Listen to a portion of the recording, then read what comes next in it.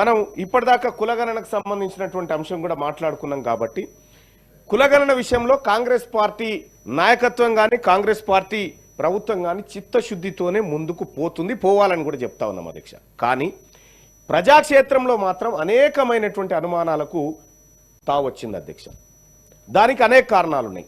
గతంలో కేసీఆర్ గారు చేసినటువంటి సమగ్ర కుటుంబ సర్వేలో 2014లో చేసినటువంటి సర్వే అది ఎంహెచ్ఆర్డి గవర్నమెంట్ వెబ్సైట్లో ఉంది. దాని ఆధారంగా కొంత విశ్లేషణలు జరిగినాయి.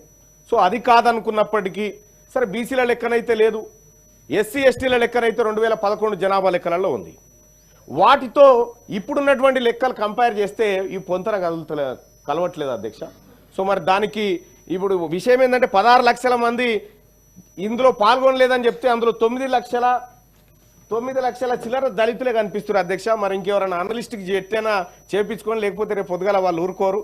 ఎందుకంటే పరిశాన్ అయితే అందులో అనేకమైనటువంటి లోపాలు కనిపిస్తామని నేను చూస్తూనే ఉంటే మరి ప్రతిపక్షాలకు ఛాన్స్ ఇవ్వకుండా ఇంకేమైనా లోటుపాట్లు ఉంటే కూడా సరిదిద్దుకోవాలి. ఎందుకంటే పూర్తి స్థాయి లెక్కలు రాలేదు, ఇంకా పూర్తి స్థాయి లెక్కలు రాలేదు. అయితే కులాల వారీగా కూడా ఇక్కడ ఎస్సీలకు సంబంధించినటువంటి కుల వర్గీకరణలో ఇక్కడ ఒక చిన్న రెల్లి అనేటువంటి వాళ్ళు 3025 మంది ఉన్నారని, పాకి అని మోటి అని తోటి అని 947 మంది ఉన్నారు, అనాముకు 17 మంది ఉన్నారు ఈ రాష్ట్ర జనాభాలోని. ఎట్లయితే కులాల వారీగా లెక్కలు ఉన్నాయో బీసీలకు సంబంధించినటువంటి కూడా కులాల వారీగా లెక్కలను ఈ సభ ముందు ప్రజల ముందు పెడితే అప్పుడు ఒక మనం చేసినటువంటి కార్యక్రమానికి ప్రజా ఆమోదం దొరుకుతుంది. లేదు అనుకుంటే కాదు. ఇప్పుడు ఈ పత్రం అసలు నాకు అర్థం కాలేదు అధ్యక్ష. ఈ పత్రం ఒకటి పెట్టినాం మనం, కానీ ఇది ఉందని మొన్న ఉత్తమ్ కుమార్ రెడ్డి గారే చెప్పారు గౌరవ మంత్రివర్యులు. మరి ఈడ గదే కనిపిస్తుంది, ఇంకా కొత్తగా ఏం లేదు. ఏమైనా బిల్లు ఏమైనా పెడతారేమో నేను సంతోషంతో ఉరికొచ్చిన అధ్యక్ష. ఇక్కడ బిల్లు కనిపిస్తలేదు, ఏం కనిపిస్తలేదు, మళ్ళా గదే ఉంది కథ. బెల్లు అంటలేదు. మా అధ్యక్షుల వారు మంచివారు కాబట్టే ఇక కొత్త సభ్యులకు కూడా ట్రైనింగ్ శిక్షణ కోసం అలాంటి చిన్న చిన్న సభ్యులకు కూడా ఇస్తూ ఉంటారు అధ్యక్షులు. ఆయన గొప్పవారు.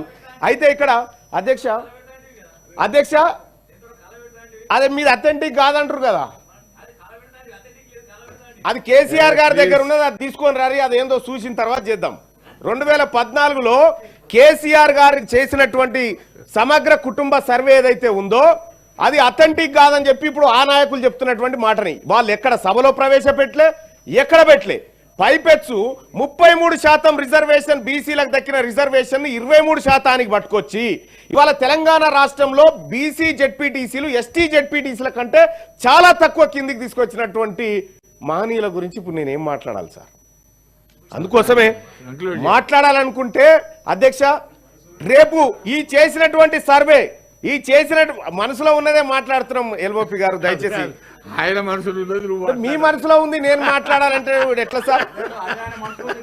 ఇప్పుడు నేనేమంటున్నాను సార్, కనీసం తెలంగాణ రాష్ట్రంలో అధ్యక్ష సమగ్ర కుటుంబ సర్వే చేసినటువంటి వాళ్ళు తెలంగాణ రాష్ట్రంలో పందులు ఎన్నున్నాయో చెప్పారు కానీ బీసీలు ఎంత మందిరో చెప్పలేదు అధ్యక్ష. ఇప్పటి వరకు పందులు ఎన్నున్నాయో చెప్పారు కానీ ఈ రాష్ట్రంలో కుక్కలు ఎన్నున్నాయి, నక్కలు ఎన్నున్నాయో లెక్కలు చెప్పినటువంటి వాళ్ళు ఇవాళ కాంగ్రెస్ పార్టీ ప్రభుత్వం బీసీల లెక్కలను తీసుకొచ్చి మా ముంగడ పెడతా ఉంటే పాపం ఆపోజిషన్ లో ఉన్నటువంటి నాయకులు తీన్మార్ మల్లన్న గారు కూడా నా ప్రభుత్వాన్ని నేను స్వేచ్ఛగా అడుగుతా ఉన్నా 2011 లెక్కలు ఎస్సీ వర్గీకరణ కోసం, తాజాగా బీసీల కోసం ఈ లెక్కలు ఎందుకు తీసుకుంటున్నారని నా ప్రభుత్వాన్ని నేను అడుగుతా ఉన్నా. నా ప్రభుత్వానికే మనం చేసిన సర్వే మీద నమ్మకం ఉందా లేదా అనేటువంటి విషయాన్ని స్పష్టంగా అడుగుతా ఉన్నా.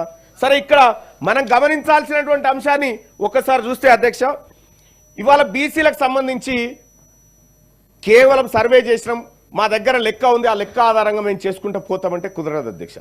ఈ బీసీలో ఉన్నటువంటి దాదాపు 135 కులాల వారీగా లెక్క, గ్రామాల వారీగా లెక్క, వార్డుల వారీగా లెక్క మా ముందుంచాల్సినటువంటి అవసరం ఉంది అధ్యక్ష.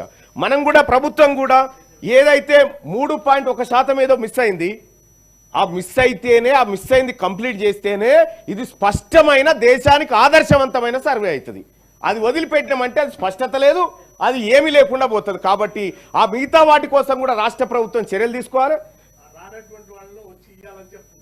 సో నేను కూడా రిక్వెస్ట్ చేస్తా ఉన్నా, మీ నాయకుడిని సభకు పట్టుకరాకపోయినా పర్వాలేదు, సర్వేలో నన్ను పాల్గొనవలసిందిగా మీ నాయకుడిని మీరు చెప్పాల్సిందిగా మేము కోరుతా ఉన్నాం సార్. అధ్యక్ష ఫైనల్ గా ఒక మాట అధ్యక్ష కంక్లూడ్ చేస్తా. బీసీలకు సంబంధించినటువంటి అధ్యక్ష, ఈ బీసీలకు వెనకబడిన తరగతులు మేము క్యాస్ట్ కాదు అధ్యక్ష, క్లాస్. మేము బిగ్ క్లాస్, బీసీలం అంటే బిగ్ క్లాస్ అధ్యక్ష.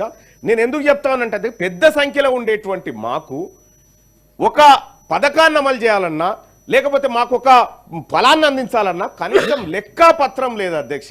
ఇప్పుడు ఇచ్చేటువంటి లెక్కాపత్రం ప్రామాణికంగా ఉండాలి. ఎక్కడైనా సంఖ్యల్లో పొరపాటు జరిగితే, ఎక్కడైనా డేటా ఎంట్రీ దగ్గర ఏమన్నా పొరపాట్లు జరిగితే సరిదిద్దుకోవడానికి కూడా సమయం ఉంది. ఎందుకంటే ఇప్పుడు మనం పూర్తి లెక్కలు పెట్టలేదు కాబట్టి. సో అట్లేమైనా మిస్ అయితే కూడా సరిదిద్దుకునేటువంటి ప్రయత్నం చేయాలి. ఎందుకంటే ఇది మా 50% పై చిరుకున్నటువంటి వర్గాలకు సంబంధించినటువంటి తలరాత అక్కడ ఉంది. ఆ తలరాత కరెక్ట్ గా ఉంటే మా జీవితాలు మారితే ఆ తలరాత బరాబర్ ఉండాలని చెప్పి కోరుకుంటా ఉన్నాం అధ్యక్ష. ఫైనల్ గా ఒకటే మాట అధ్యక్ష, నేనైతే బిల్లు పెడుతురేమో కేంద్రానికి పంపుతురేమో అని సంతోషంగా వచ్చిన అధ్యక్ష. మరి మళ్ళీ అది ఎప్పుడు పెడుతురో మళ్ళీ ఎప్పుడు రావనో, ఆ పెట్టినప్పుడు మా బిగ్ క్లాస్ వాళ్ళకి ఎక్కువ సమయం ఇవ్వాలని కోరుకుంటా ఉన్నా అధ్యక్ష.